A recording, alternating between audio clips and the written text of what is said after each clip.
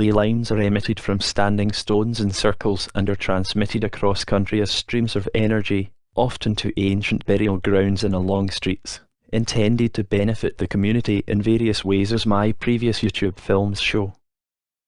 A standing stone, like this one, the chieftain on the shores of Loch Rannoch, for instance, is placed above a volcanic fissure and picks up its energy, transmitting it from its flat face in much the same manner as a glass prism. Cumnor, Perthshire, and you can see that the standing stones at the foot of the illustration are aligned with its main streets and all of the burial grounds, only one shown here. There are over 70 such alignments in this area, all evolved over a period of almost 5,000 years. What the purpose of this esoteric system was is still unclear, but they obviously had a knowledge which was very important to them, a knowledge now lost. To find these subtle energies, you need to know how to use divining rods, the same art our ancestors used in locating and manipulating ley lines in earth energies. This is a very simple type, made from a length of fence wire. This standing stone is at Dunrook and Moor, Cumnor. You can see here just one wave of energy from this stone, placed over a volcanic fault which powers it. There may be thousands of such waves in a wide stream, an energy ley. This is the Pow Burn stream, near Crieff, Perthshire, an irrigation ditch dug by monks from the nearby abbey.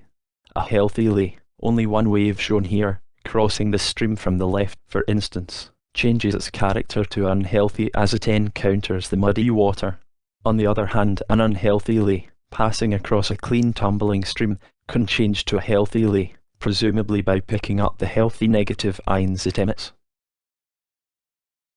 These irrigation ditches are strange. The whole system is a series of zigzags, quite unnatural.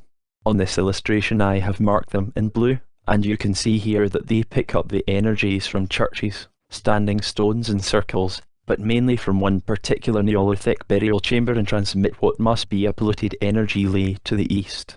The only explanation I can think of is that it was intended to enhance crop growth in that area mainly devoid of human habitation.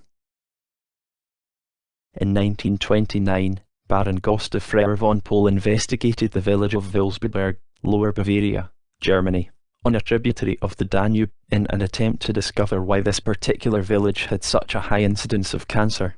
Initially, he prepared a map of all the powerful underground water veins and streams he could find by water divining methods. He then took the completed map to the local hospital, where another map of the village with 54 cancer deaths had been drawn by the local medical officer of health. When they superimposed the two maps, they found that all the cancer deaths had taken place over the underground streams he had located. Subsequently, he discovered that many cases of human illness and disease in animals, plants and trees were related to underground fissures and streams of water which emit energy vertically to the surface. He suspected that the velocity of the water was the most important factor in the strength of this disease-inducing energy. Other important factors, he thought, are the depth of the stream and its quantity. Further, he discovered that unusually high levels of natural electric currents occurred where underground water fissures crossed at different levels. This illustration is of a house above an underground stream. As you can see, the running water, in some types of geology, give an unhealthy energy to the surface. A subterranean pipe or stream will send vertical waves to the surface, but also to the side at a 45-degree angle. A water diviner can find the centre of the stream and the outer waves. The depth of the stream is the same as the distance to the outer waves. In 1939, Pierre Lacody of Le Havre used an electrometer to measure ionization under the beds of cancer victims and discovered very high readings emitted vertically from the ground. These may be similar to the black spirals from underground flowing water and fissures. To eliminate them, he used 1 mm thick sheets of lead below the beds of a number of patients. Strangely, the lead sheets changed colour directly beneath the cancer victims, at the part of the body affected, to a peacock blue or yellow gold. Unfortunately, the lead was not a permanent protection, since it was soon irradiated, making the lead sheet itself dangerous. Here we see the sheet placed above the bed. Radon, the naturally occurring radioactive gas, he thought, was the likely culprit, although he knew of no way that a free gas could rise through the building causing cancer to individuals in its path. Some parts of the country have more powerful telluric energies than others. For example, one lady in her living room overlooking Edinburgh, a highly volcanic region in the past, saw a huge object, glowing orange, approaching her house at what she described as a fantastic speed. To her horror, it struck her house, then seemed to dissipate itself in her living room, glowing orange, before gradually subsiding. The living room had a powerful and healthy spiral near the centre. Her sister told me that she had then been attacked in her bed by a demonic cold force. Both bedrooms directly above the living room had an unhealthy spiral in them, one at the head of the bed, where the sister told me she had been violated by the entity, and the other about a metre from the foot of her sister's bed. Like most cases of this kind, both women had also become ill. A black spiral caused by two crossing geological fissures, here shown in red, beneath the bed, attracts crossing waves of unhealthy energy into its centre. This type of spiral can be large, and the larger it is, the more waves it will attract. The more waves, the worse the ill health or potential illness, although the wave effect is not shown here for clarity. Notice that when any wave touches the outside edge of the spiral, it is automatically focused into its centre. Also, the glass in the cabinet blocks these unhealthy waves. This combination of black waves is extremely powerful, and if it is focused at the head, especially, will cause serious problems, sometimes of mental health. The human body, electromagnetic creatures that we are, project an aura around our bodies, with a double spiral, perhaps positive and negative. One day I checked a woman's bed for unhealthy energies, and found the usual black spiral at her chest area. When I pointed out that this was normal in a sick bed, she told me that she had both heart problems and lung cancer, which explained the spiral and its location. I then told her that each of us has a number of lobes of energy radiating out from our bodies.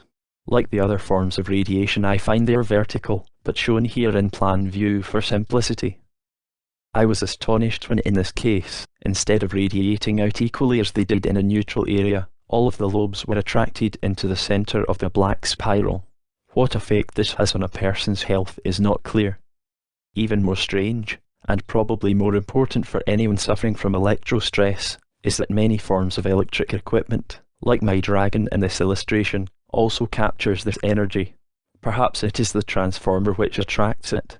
More work needs to be done. A neighbour had testicular cancer. This is the pattern of energy I found in his bed.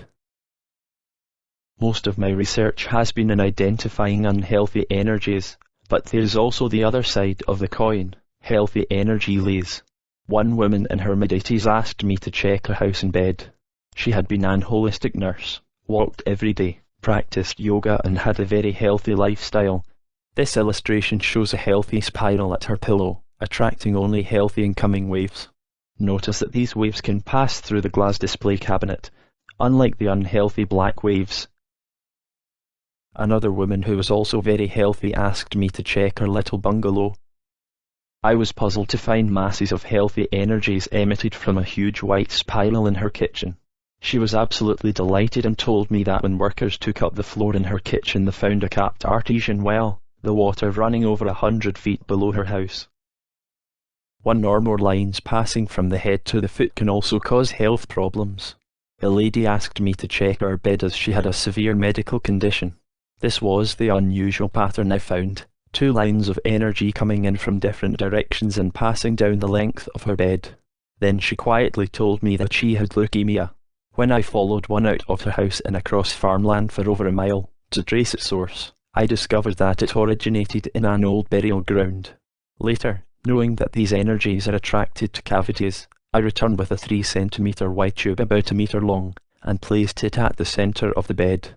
The 10 centimetre wide beam of energy now focused into the tube. It is the bone marrow which produces blood cells, so it is not surprising that she had this disease, as these 2 energy lines ran down the length of her spine, which is a form of resonant cavity. I hope I have shown how natural earth energies can influence the health for better or worse of any person staying or especially sleeping under their influence. The worst seem to be the spirals emitted from polluted underground streams, then crossing geological fissures. There is also the spirals left in the sleeping place of a person who is ill, which also attracts overgrounds from a multitude of sources. It is these which I will explain in part 2. Many people, especially females, can instinctively feel that a place is not quite right. If a child cries all night, it is possible that he or she is sleeping in an irradiated area. In a classroom, according to Australian researcher Kath Backler, getting the children to rotate places is a good idea. Dogs are also more sensitive, and one helpful tip is to leave your dog in your bedroom and note where it chooses to sleep and place your bed there, even if it looks unconventional. Cats are different. They seem to enjoy sleeping in black spirals. There are some devices on the market which claim to negate negative influences from subterranean streams and fissures, but the best method is to find a neutral place. Some people make a coil of fence wire, clockwise in plan view, beneath the bed. Some use crystals, some stake the incoming energy with rods in the garden. There are many ways, but none seems to be totally effective. The best one I have found so far is a grounding blanket, made of fine wire mesh grounded into the earth bin of the mains electrical supply, or preferably into a non-ferrous rod in the garden. My first book on the subject, Ley Lines in Earth Energies, a 3,000-mile series of walks across Scotland over 10 years, to reveal, for the first time, how standing stones, circles and cut marks work. There is little, however, on the health aspects outlined in this presentation. The second book, Ley Lines of the UK and the USA, shows how the Freemasons and royalty used this esoteric knowledge, as well as city planners. It is still being used, but a lot of this knowledge has been lost, even to those in power. This is the end of part 1.